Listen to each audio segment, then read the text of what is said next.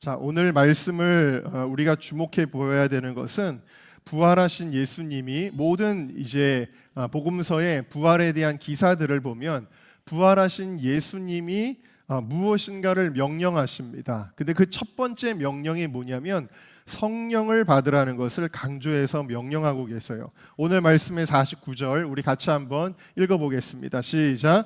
볼지어다 내가 내 아버지께서 약속하신 것을 너희에게 보내리니 너희는 위로부터 능력으로 입혀질 때까지 이 성에 머물라 하시니라. 아멘. 자, 부활하신 예수님이 제자들에게 뭘 명령하셨냐면 하늘로부터 어떤 능력이 너희들에게 임하게 될 건데 그 능력을 받을 때까지는 다른 거 할 생각하지 말아라라는 이야기예요. 그 말씀이 구체적으로 무엇을 뜻하는지 이 누가복음을 누가가 썼잖아요. 그리고 나서 이 누가복음의 후편이 있습니다. 그 후편이 바로 사도행전입니다. 사도행전도 누가가 썼거든요. 자, 사도행전의 1장으로 한번 넘어가 보도록 할게요. 4절과 5절을 같이 읽어봅시다. 시작. 사도와 함께 모이사 그들에게 분부하여 이르시되 예루살렘을 떠나지 말고 내게서 들은 바 아버지께서 약속하신 것을 기다리라. 요한은 물로 세례를 베풀었으나 너희는 몇 날이 못 되어 성령으로 세례를 받으리라. 할렐루야. 자, 부활과 성령은 과연 그러면 무슨 관계가 있길래 부활의 예수님께서 우리에게 성령을 받으라고 하실까요? 여러분, 이 하나님께서 명령하신 이유를 깨닫고 여러분 모두가 성령의 사람, 부활의 사람 되시기를 주님의 이름으로 축원합니다. 자, 첫 번째 같이 읽겠습니다. 시작. 성령 받아야 부활이 철저하게 믿어집니다. 여러분, 예수님 안 믿는 사람들에게도요 십자가의 교리를 이야기하면은 그럭저럭 받아들입니다. 그래, 누군가가 또 희생하고 또 좋은 모범이 됐구나 라면서 쉽게 받아들이는데 그 받아들이는 데는 이유가 있습니다. 그것은 죽음이라고 하는 거는 보편적이기 때문이에요. 우리 주변에 있는 모든 사람들, 인류의 모든 사람들은 다 죽기 때문에 그래, 예수라는 사람이 착한 일 하다가 죽었나 보다, 이 정도로 되게 쉽게 받아들인다라는 것입니다. 그러나 부활은 잘 믿지를 않습니다. 잘 믿지 않는 게 아니라 도저히 믿지를 못합니다. 왜냐하면 의학적으로, 과학적으로 부활하는 사람을 본 적이 없기 때문입니다. 그 법칙에 어긋난다고 생각하기 때문입니다. 그래서 오죽하면 예수님의 제자들에게도 예수님은 끊임없이 말씀하셨었거든요. 내가 앞으로 죽은 후에 다시 부활할 거야 라고 말씀을 수없이 하셨음에도 불구하고 예수님의 제자들이 이 부활에 대한 개념을 받아들이고 믿었을까요? 그렇지 않았습니다. 한번 보겠습니다. 마태복음 16장을 보겠습니다. 16장을 보니까 예수님이 자기가 고난을 받고 죽임을 당하고, 자, 밑줄 친 부분만, 노란색만 같이 읽습니다. 시작. 제3일에 살아나야 할 것을 제자들에게 비로소 나타내시니. 자, 예수님이 내가 부활할 거야, 그것도 구체적으로 3일 만에 부활할 거야 라고 말씀을 하셨는데 제자들은 이해를 못해요. 그래서 베드로가 뭐라고 붙들고 이야기합니까? 주여 그러하지 마옵소서 하고 붙들고 이야기를 합니다.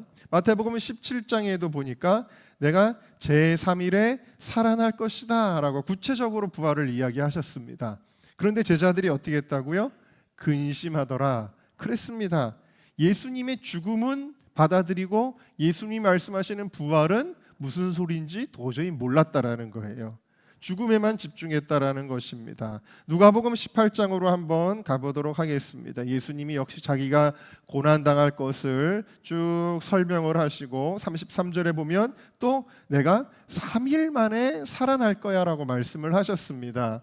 그런데 제자들이 어떻게 했다고요? 34절을 읽어볼까요? 시작. 제자들이 이것을 하나도 깨닫지 못하. 자, 제자들은 이것을 조금도 깨닫지 못했다.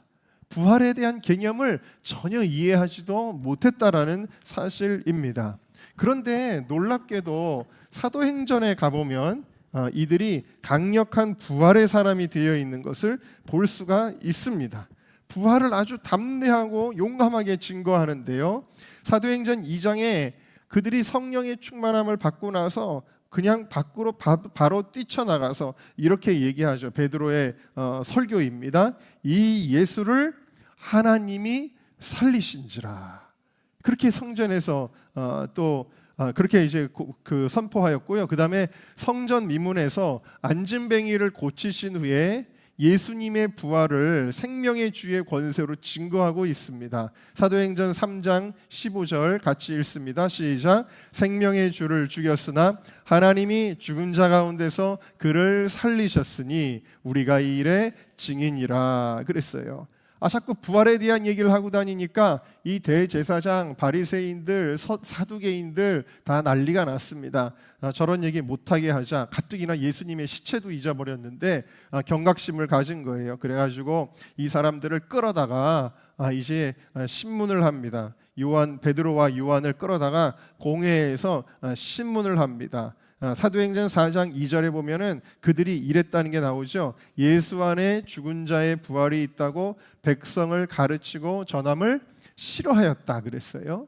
그래가지고 사람들이 저걸 믿으면 어떡하지? 라고 아주 싫어했다라는 것입니다. 그래가지고 협박을 합니다. 다시는 이 부활의 복음을 증거하지 못하도록 아주 막 협박을 하고 도대체 너희들이 누구의 권세로 이런 일을 행하느냐고 막 이야기를 합니다. 그때 이 아주 위협적인 상황에서도 베드로와 요한이 이제 증언을 하는데 10절에 한번 우리 읽어보도록 하겠습니다. 시작. 너희와 모든 이스라엘 백성들은 알라. 너희가 십자가에 못 박고 하나님이 죽은 자 가운데서 살리신 나사렛 예수 그리스도의 이름으로 이 사람이 건강하게 되어 너희 앞에 섰느니라. 자, 그냥 이 안진뱅이가 그냥 일어났다라고 얘기하지 않고 굳이 뭐라 그래요? 너희가 죽인 그 나사렛 예수를 하나님이 살리셨는데 그 하나님이 예수 그리스도의 이름으로 이 일을 행하신 것이다 라고 하나님의 예수님의 부활을 이야기하고 있습니다. 이제는 아예 대제사장과 사두개인들이 사도들을 옥에다가 가둬버렸습니다. 그리고 옥에 가두고 신문을 합니다.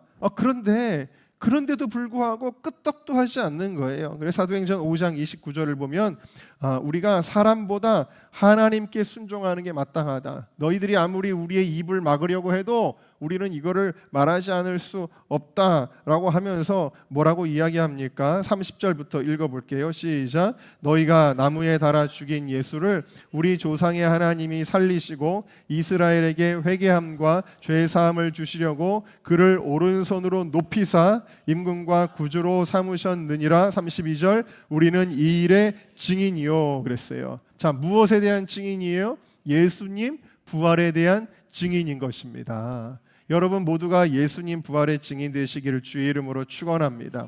그러면 이들이 어떻게 부활에 대한 개념이 아무것도 없었고 부활을 믿지도 않았었는데 어떻게 이렇게 목숨을 걸고 부활의 증인이 될 수 있었을까요? 자, 그 해답이 고린도전서 15장에 나오고 있죠. 우리 같이 읽어보겠습니다. 시작. 내가 받은 것을 먼저 너희에게 전하였느니 이는 성경대로 그리스도께서 우리 죄를 위하여 죽으시고 장사 지낸 바 되셨다가 성경대로 사흘 만에 다시 살아나사 게바에게 보이시고 후에 12 제자에게와 그 후에 500여 형제에게 일시에 보이셨나니 그 중에 지금까지 대다수는 살아있고 어떤 사람은 잠들었으며 그 후에 야고보에게 보이셨으며 그 후에 모든 사도에게와 맨 나중에 만삭되지 못하여 난 자 같은 내게도 보이셨느니라. 자, 이게 누구의 증언이냐면 사도 바울의 증언인데 지금 무슨 얘기예요? 예수님이 살아나셨다라는 것을 누군가에게 전해 들어서 이렇게 한 게 아니라는 거예요. 어떻게 해서 이 부활의 증인이 될 수 있었느냐? 살아나신 예수님이 나타나셨다라는 겁니다. 그리고 그 예수님을 제자들이 만났다라는 것입니다. 특별히 여기 보면은 야고보의 이름이 17절에 등장하는데 야고보는 예수님의 육신의 형제로 태어났던 사람임에도 불구하고 예수님을 믿지 못했다 그랬던 사람이에요. 그런데 이 야고보도 예수님을 만납니다. 나중에 순교하게 되어지죠. 그리고 맨 나중에 만삭되지 못하여 난 자, 이건 사도 바울을 가리키는데 사도 바울조차도 다메섹 도상에서 부활하신 예수님을 만났다라는 것입니다. 할렐루야. 여러분, 예수님에 대한 부활은 우리가 어떻게 믿을 수 있나요? 그것은 어떤 책에서 보고 믿는 게 아니라는 겁니다. 누군가가 들려줘서 믿게 되는 게 아니라 예수님에 대한 부활은 예수님, 살아계신 예수님을 만났기 때문에 믿게 된 거라는 이야기입니다. 할렐루야. 여러분, 그래서 이 사울 얘기를 다시 하면 사울도 그 다메섹 도상에 가다가 빛 가운데 쓰러지죠. 그런데 당신 누구십니까? 그런데 뭐라고 이야기해요? 나는 네가 핍박하는 예수다 그러는 거예요. 얼마나 황당해요. 예수님의 부활은 이단 사설인 줄 알고 그거 믿는 사람들 잡아 죽이려던 사람이 사울이었는데 그 사울이 막상 진짜 부활하신 예수님을 만나게 되니까 이건 엄청난 충격이 된 것입니다. 그래서 사울이 바울 되는 역사가 일어나게 된 것입니다. 여러분, 우리가 기억해야 될 것이 있습니다. 지식이 부활을 믿게 하는 것이 아닙니다. 체험이 부활을 믿게 하는 것입니다. 같이 한번 읽어볼까요? 시작. 지식이 부활을 믿게 하는 것이 아니라 체험이 부활을 믿게 하는 것입니다. 여러분, 우리가 지식으로 부활을 믿는 게 아니라 체험으로 믿으시기를 주의 이름으로 축원합니다. 제자들은 이렇게 예수님을 직접 만났습니다. 그들의 눈으로 보았습니다. 도마 같은 사람은 예수님의 부활을 안 믿었는데 만져보고 믿게 되었습니다. 그런데 예수님은 그 우리의 오감으로 예수님을 만나는 것만으로는 충분하지 않다라고 말씀을 하셨어요. 그래서 이렇게 성경에 기록되어져 있지요. 마태복음 28장 16절과 17절에 보면 예수님을 실제로 만났는데 예수를 배웠고 경배하나 아직도 의심하는 사람들이 있더라. 자, 오감의 체험보다 더 필요한 것이 있었다라는 것입니다. 그게 어떤 체험이냐? 바로 영의 체험이라는 거예요. 그래서 예수님은 그들이 성령을 받아야 진짜 부활의 증인이 될 것이라고 말씀을 하신 것입니다. 자, 성령님이 하시는 일이 무엇이에요? 고린도전서 2장 12절 우리 다 같이 읽어보겠습니다. 시작. 우리가 세상의 영을 받지 아니하고 오직 하나님으로부터 온 영을 받았으니 이는 우리로 하여금 하나님께서 우리로 주신 것 알게 하려 함이니라. 아멘. 하나님의 성령이 우리에게 올 때 하나님이 우리에게 은혜로 주신 것을 비로소 믿게 된다라는 거예요. 알게 된다라는 것입니다. 그래서 제자들이 마침내 오순절 마가의 다락방에서 성령을 체험합니다. 성령을 체험하기 전에는 어려운 일이 생기면 핍박을 만나면 뿔뿔이 흩어졌던 제자들인데 이 부활의 소망이 얼마나 확실했는지 그들은 순교의 자리에까지 들어가게 됩니다. 그래서 예수님의 제자들의 면면을 보면 베드로는 로마에서 거꾸로 십자가에 매달려 순교했습니다. 야고보는 예루살렘에서 칼로 목베임을 당해서 순교했습니다. 요한은 에베소에서 반모섬에 유배되었죠. 안드레는 그리스에서 X자 모양으로 생긴 십자가에서 순교했습니다. 빌립은 소아시아 오늘날 터키 지역에서 십자가형 혹은 돌에 맞아 죽었다라고 그렇게 알려져 있습니다. 바돌로메는 아르메니아에서 산채로 가죽이 벗겨져서 순교했습니다. 도마는 인도에서 창에 찔려 순교했습니다. 마태는 에디오피아에서 창으로 찔려 순교했습니다. 야고보, 다른 야고보죠. 알페오의 아들 야고보는 성전 꼭대기에서 밀어서 떨어뜨린 후에 돌로 쳐서 죽었습니다. 다데오는 야고보의 아들 유다라고 불리는 다데오는 창에 찔려서 페르시아에서 순교했습니다. 젤롯 당원이었던 시몬은 톱으로 잘려서 페르시아에서 순교했습니다. 그리고 나중에 맨 마지막에 부활하신 예수님을 만난 사도 바울은 주 64년에서 67년경에 로마의 시민권자였기 때문에 다른 사형 방법으로 죽지 않고 참수당하여 순교했습니다. 근데 이 모든 제자들이 억지로 순교한 게 아니에요. 그럴 수도 있겠다라는 부활, 혹시 그런 것 아니야라는 부활로 이렇게 목숨을 걸 수가 없습니다. 그들이 확실히 부활을 믿었기 때문에 그들은 부활의 영광을 바라보며 기쁨으로 순교한 것입니다. 할렐루야. 자, 히브리서 11장을 한번 보실까요? 우리 다 같이 읽어보겠습니다. 시작.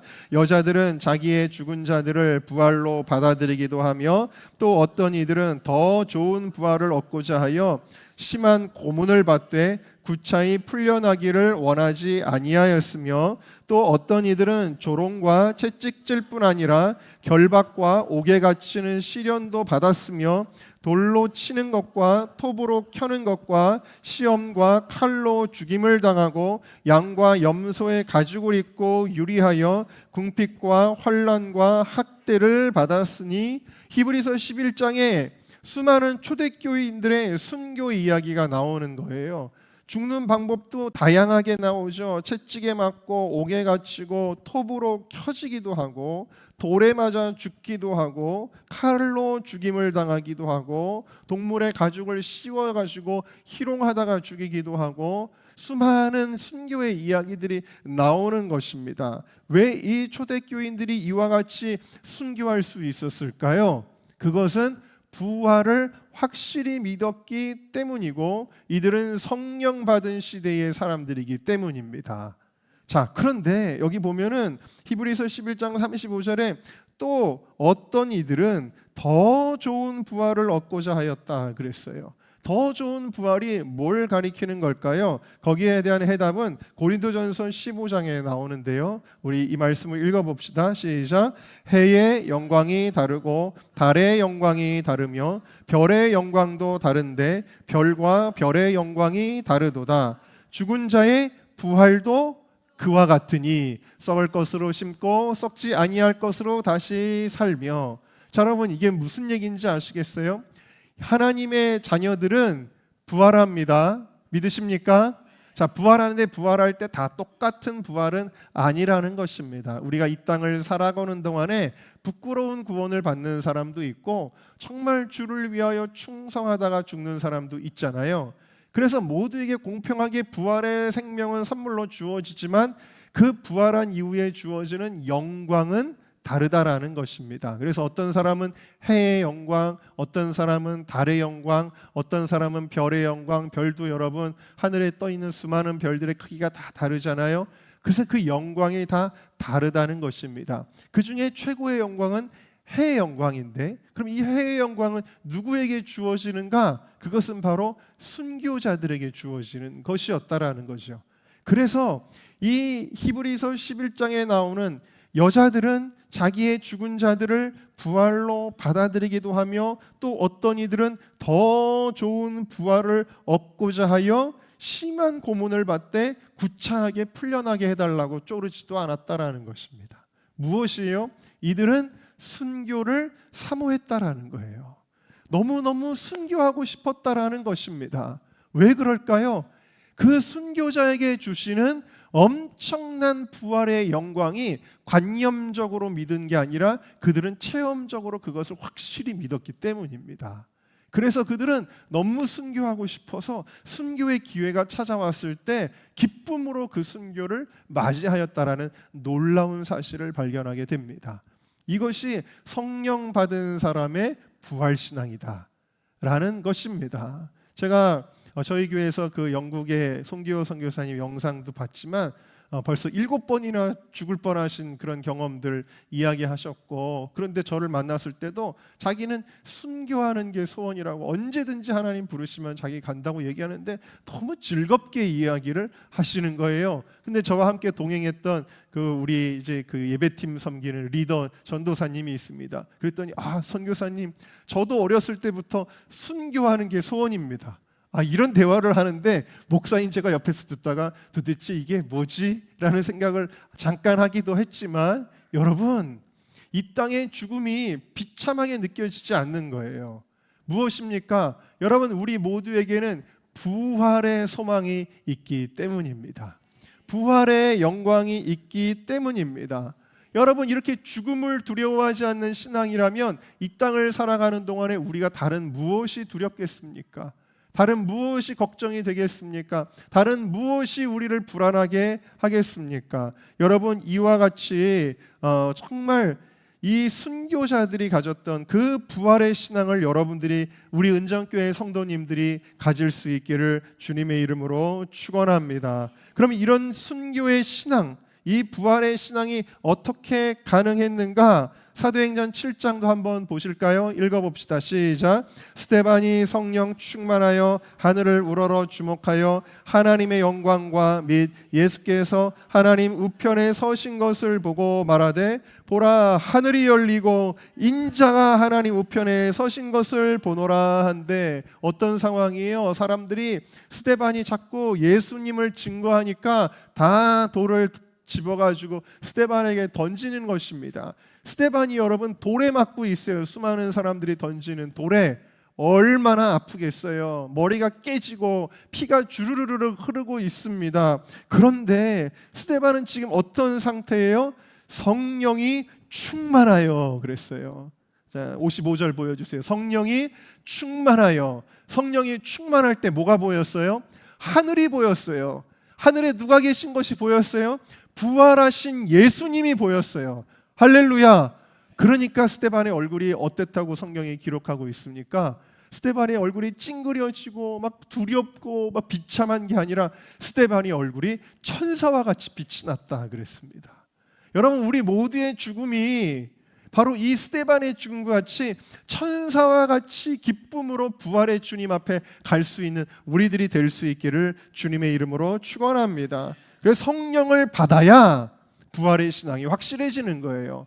관념으로 아는 부활의 신앙으로만은 부족한 것입니다. 예수님의 제자들은 오감으로 예수님을 만났지만 그것만으로도 부족했다라는 것입니다. 여러분, 성령 받아야 될 줄로 믿습니다.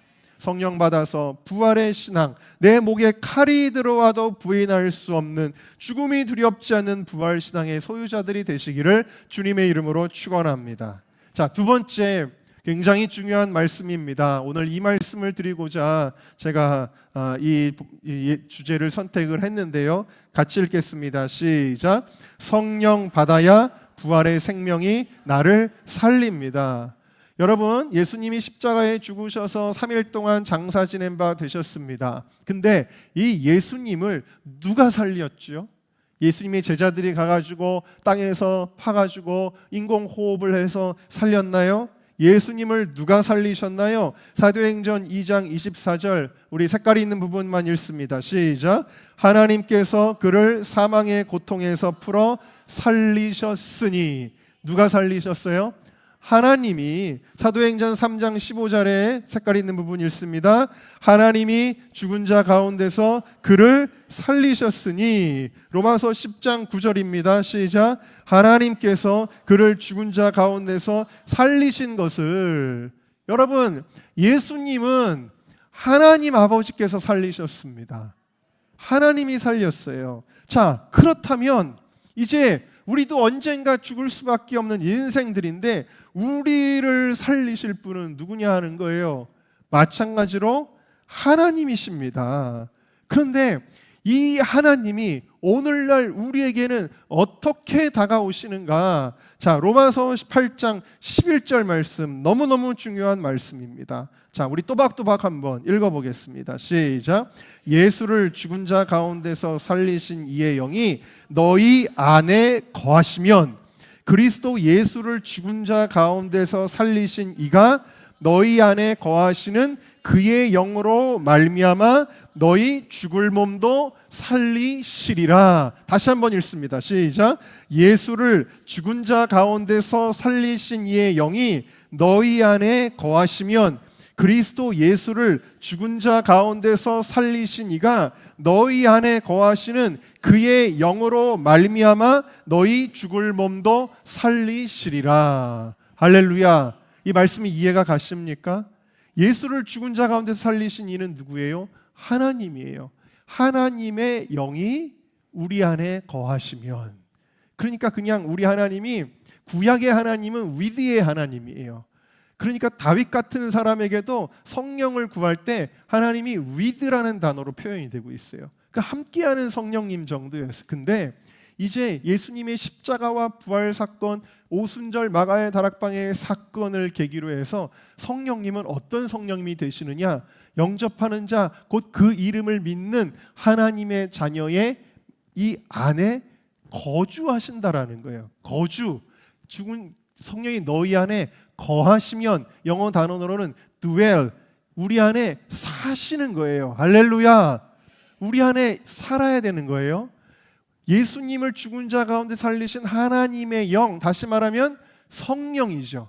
성령이 우리 안에 dwell 하시면, 그리스도 예수를 죽은 자 가운데 살리시니까 예수님을 부활시키셨던 하나님이 우리 안에 성령님이 계시는 것 때문에 우리의 죽을 몸도 살리실 것이다.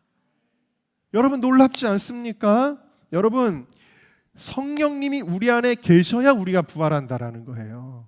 이 사실을 알고 계셨습니까? 자, 구약에서부터 성령님이 하시는 일은 어떤 속성을 가지고 있냐면, 성령, 함께 따라합시다. 성령님은 살리는 영이십니다. 성령님은 살리는 영이신데 특별히 하나님의 말씀과 함께 역사를 하셨어요. 창세기 1장을 우리가 딱 피면 제일 먼저 어떤 장면이 등장하냐면, 세상의 우주가 아주 혼돈한 케이아스의 상태에 있습니다. 그런데 하나님의 영이 수면 위에 운행하기 시작합니다. 성령님이 운행하시면서 거기에 말씀이 들어갈 때에 어떤 일이 일어나느냐? 생명체가 살아나기 시작하는 거예요.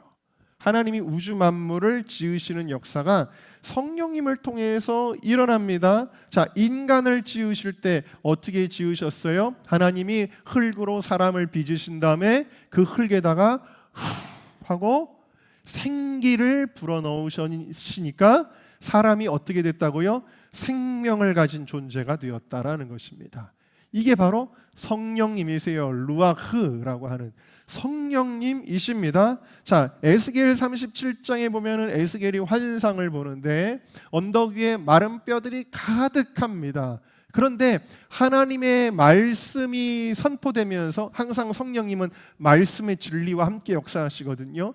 자, 말씀이 선포되면서 어떻게 선포해요? 생기야 불어와라. 그런 거예요. 생기가 불어올 때 어떻게 됩니까? 갑자기 완전히 마른 뼈, 죽은 뼈들이 일어나기 시작하고, 연결이 되기 시작하고, 살이 붙기 시작하고, 근육이 붙기 시작하고, 피부가 붙기 시작해서 그 사람들이 일어나서 나중에 거룩한 군대가 되게 되었다라는 것입니다. 자, 그래서 에스겔 37장에 계속해서 뭐라고 말씀하시냐면, 내가 생기를 너희에게 들어가게 하리니 너희가 살아나리라. 내가 또 내 영을 너희 속에 두어 너희가 살아나게 하고, 이 생기가 성령님을 가리키는 것이다 라는 것입니다. 그래서 로마서 8장 2절은 성령을 무슨 성령이라고 표현하고 있어요? 생명의 성령이다, 이렇게 표현하고 있는 것입니다. 이 성령님을 믿을 때 우리가 영원히 죽지 아니하는 사람이 되는 거예요. 여러분들 안에 성령님이 계십니까? 아멘 소리가 작으신 분들이 계시네요. 내 안에 성령님이 정말 계신가? 불안하신 분들이 계신가요? 다시 한번 묻습니다. 여러분들 안에 성령님이 거하십니까? 성령님이 내 안에 거하시면 어떻게 된다라는 거예요? 요한복음 11장에 기록한 것 같이 죽어도 살겠고, 살아서 나를 믿는 자는 영원히 죽지 아니하리라. 여러분, 제가 우리 오늘 달걀 전도할 때도 보면 거기 책갈피가 있는데 거기 항상 무슨 얘기를 써놓냐면 콩의 비유를 써놓습니다. 콩이 겉으로 보기에는 똑같은 콩인데 하나는 삶아서 생명이 없는 콩이 있고 하나는 생명이 있는 콩이 있어요. 이 두 개를 땅에다가 묻으면 어떻게 될까요? 이 삶았던 콩은 그냥 썩어서 문드러지고 맙니다. 그러나 이 쌩쌩했던 콩은요, 그 안에 생명이 있기 때문에 땅에 묻혀도 사는 것입니다. 자라가지고 또 열매를 맺게 되는 것이죠.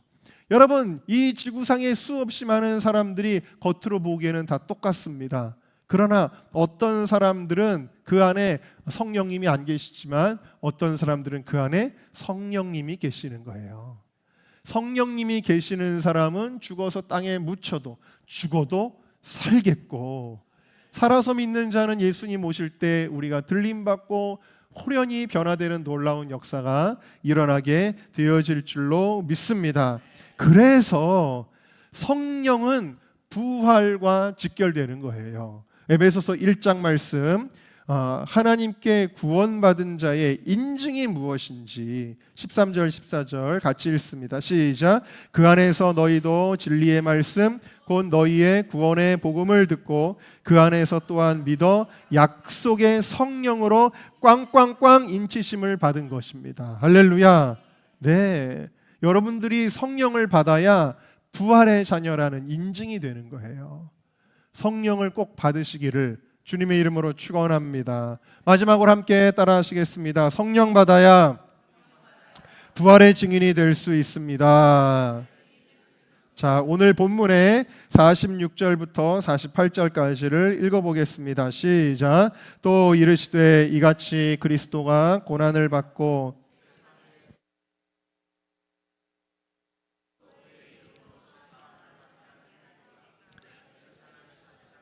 모든 족속에게 전파될 것이 기록되었으니 너희는 이 모든 일의 증인이라. 아멘. 우리 옆에 분들에게 인사하겠습니다. 당신은 부활의 증인입니다.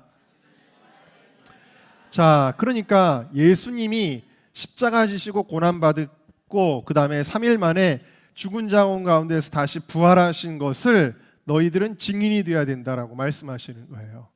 이걸 증인이 돼야 되는데 이 증인되기 위해서 그래서 그 다음 절에 이렇게 이야기하시는 거예요. 49절 다시 한번 읽겠습니다. 시작. 볼지어다 내가 내 아버지께서 약속하신 것을 너희에게 보내리니 너희는 위로부터 능력으로 입혀질 때까지 이 성에 머물라 하시니라. 아멘.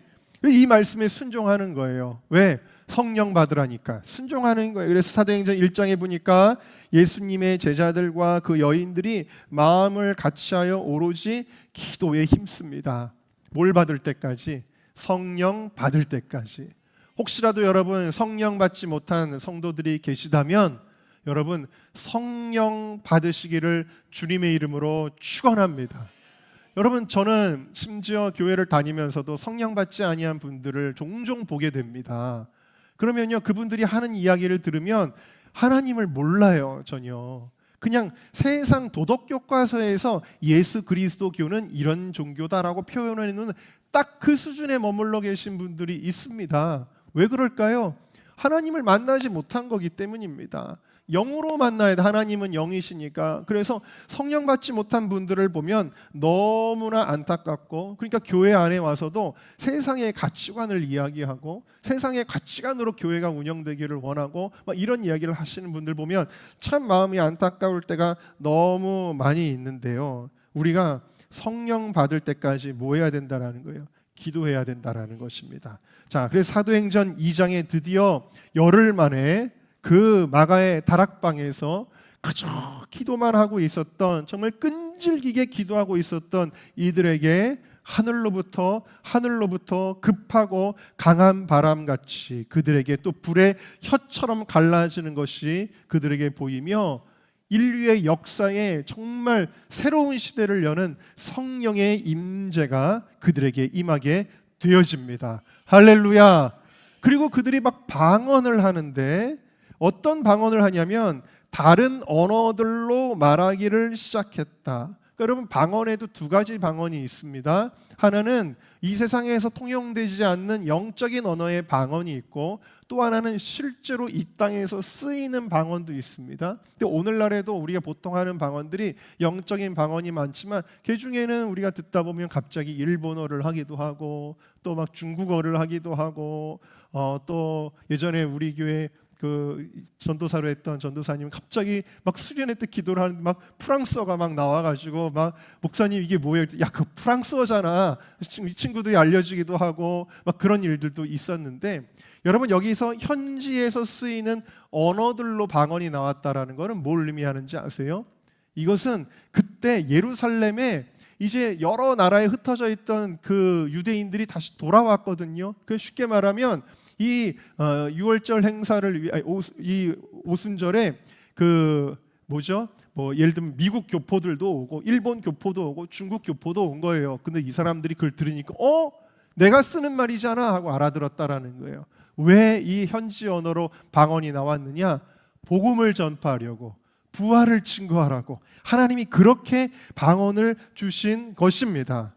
그래서 그들이 이제 그 성령의 충만함을 받고 부활의 증인이 되는데 얼마나 놀라운지 모릅니다. 항상 도망가고 숨어 있고 나는 예수를 몰라라고 부인했던 그 제자들인데, 그 어린아이 앞에서 예수님을 3번이나 부인하고 저주했던 베드로가 제일 먼저 튀어나가 가지고 막 복음을 사람들에게 증거하는 것입니다. 그 복음을 증거할 때 더 놀라운 것은 뭐냐면, 용기 있는 것도 놀랍지만 베드로가 일자 무식 어부 출신인데 그가 말씀을 전할 때 사도행전 2장 41절에 그날 예수님 믿은 사람의 숫자가 3,000명이나 되었다 라고 이야기를 하는 겁니다. 이게 인간의 힘으로 불가능하죠. 성령 받았기 때문에 부활의 증인이 될 수 있었던 것입니다. 그래서 사도행전 4장 13절에 제가 방금 말씀드린 게 나오잖아요. 아니, 저 사람들 학교도 안 나온 사람들인데, 공부도 안 한 사람들인데 어떻게 저렇게 담대하게 복음을 전할 수가 있지? 그리고 그 옆에 누가 서 있어요? 그 병 나은 사람이 서 있는 걸 보고 이제 사람들이 이거 뭐 말할 게 없네, 이거 뭐 어떻게 비판할 수가 없네 할 정도로 강력한 복음의 역사들이 일어나게 되었다. 그러니까 이제 또 대제사장과 사두개인들이 불러서 막 이제 때리기도 하고 감옥에 가두기도 하고, 너희들 다시는 예수 이름 증거하지 마, 막 이렇게 했는데도 불구하고 그들이 뭐라고 이야기를 합니까? 19절 20절 같이 읽어보겠습니다. 시작. 베드로와 요한이 대답하여 이르되 하나님 앞에서 너희 말을 듣는 것이 하나님의 말씀을 듣는 것보다 옳은가 판단하라. 우리는 보고 들은 것을 말하지 아니할 수 없다. 뭘 본 거예요? 부활하신 예수님. 뭘 들은 거예요? 예수님의 말씀. 부활의 증인입니다. 부활의 증인이에요. 성령을 받아야 부활의 증인이 될 수 있고, 성령을 받아야 부활의 열매, 복음의 열매가 나타나는 줄로 믿습니다. 중세시대에 교황 이노센트 2세의 유명한 일화가 있지요. 성 베드로 성당 여러분 혹시 가보신 분 계세요? 이 로마에 있는 성 베드로 성당, 저는 그 교역자 성지순례 때 가봤는데 정말 상상할 수 없이 크고, 그냥 큰 게 아니라 그 큰 모든 부분들이 다 엄청난 예술로 꾸며져 있는 그 어마어마한 베드로 성당. 이 베드로 성당을 도대체 얼마를 들여서 그 옛날에 지었을까? 가히 상상도 할 수 없는 성당을 지어놓은 겁니다.